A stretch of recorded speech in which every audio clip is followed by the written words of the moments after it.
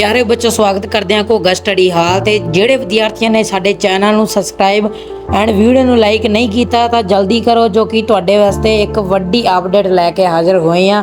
ਜੋ ਕਿ ਸਵੇਰੇ ਪੇਪਰ ਸਾਰੇ ਦੇ ਮਨ ਵਿੱਚ ਬੱਚਿਆਂ ਦੇ ਡਾਊਟ ਹੈਗਾ ਕਿ ਸਵੇਰੇ ਪੇਪਰ ਹੈਗਾ ਜਾਂ ਨਹੀਂ ਹੈਗਾ, ਜੋ ਕਿ ਪੇਪਰ ਕੈਂਸਲ ਹੋ ਗਿਆ ਸੀ ਬਟ ਹੁਣ ਪੇਪਰ ਹੋਵੇਗਾ।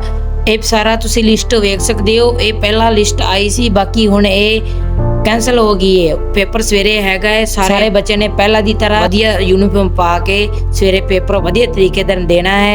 ये तुहानू मैं अपडेट देना चाहता सी। मिलते हैं जी अगली वीडियो। तो लाइक करो एंड चैनल नू करो सबसक्राइब।